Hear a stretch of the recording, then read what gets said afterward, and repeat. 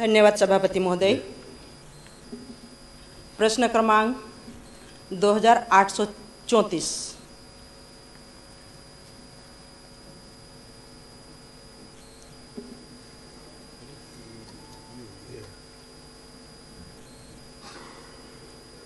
इसकी बात क्या है? अध्यक्ष महोदय, उत्तर पटल पर रखा है।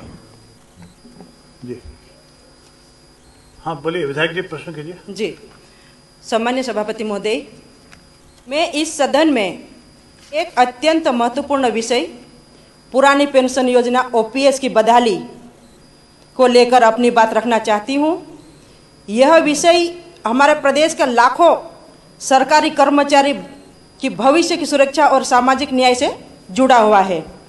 सन 2005 के पश्चात नियुक्त समस्त सरकारी सेवकों को नई पेंशन योजना एनपीएस के अंतर्गत लाया गया।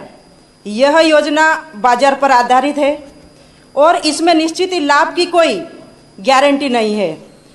दूसरी ओर पुरानी पेंशन योजना कर्मचारियों को आजीवन सुनिश्चित मासिक पेंशन प्रदान करती थी, जो कि उनकी सेवा के वर्षों और अंतिम वेतन पर आधारित होती थी।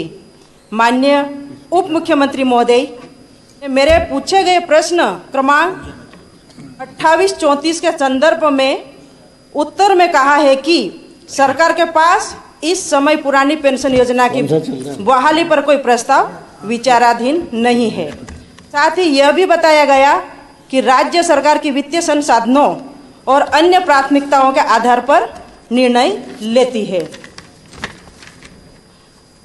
क्या हमारे कर्मचारी, माननीय सभापति महोदय, मैं ये पूछना चाहती हूँ, क्या हमारे कर्मचारी इस देश और राज्य की सेवा में अपना जीवन नहीं लगा रहे हैं? क्या यह सरकार का दायित्व नहीं है कि वह अपने कर्मचारियों को वृद्धावस्था में सामाजिक सुरक्षा प्रदान कर सके? जब राजस्थान, छत्तीसगढ़, पंजाब जैसे राज्य पुरानी पेंशन योजना की बहाली पर कार्य कर रहे, तो मध्य प्रदेश क्यों पीछे है? माननीय, पुराने पेंशन कर्मचारी का हक है, यह उनके सेवा जीवन की गारंटी है। नई योजना ने असुरक्षा की भावना को जन्म दिया है, जिसे लाखों कर्मचारियों का मनोबल गिरा है। इस सदन के माध्यम से राज्य सरकार से स्पष्ट मांग करती हूँ कि ओपीएस की बहाली एक उच्च स्तरीय समिति गठित की जाए। और पूरक प्रश्न मेरा इस प्रकार है कि माननीय मंत्री महोदय, क्या ओल्ड पेंशन लागू की जाएगी या नहीं? माननीय मंत्री जी। माननीय अध्यक्ष महोदय, यह उत्तर में बिल्कुल स्पष्ट है कि वर्तमान में ऐसा कोई प्रस्ताव विचाराधीन नहीं है।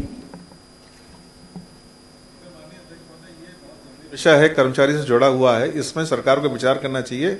और जो एमपीएस में काफी नुकसान कर्मचारियों को हो रहा है, तो ओपीएस लागू होना चाहिए मध्य प्रदेश में, क्योंकि बाकी राज्यों में लागू है। एक कमेटी गठित हो जाए साहब और इनके ऊपर कृपा हो जाए सरकार की। गंगा सज्जन सिंह उइके।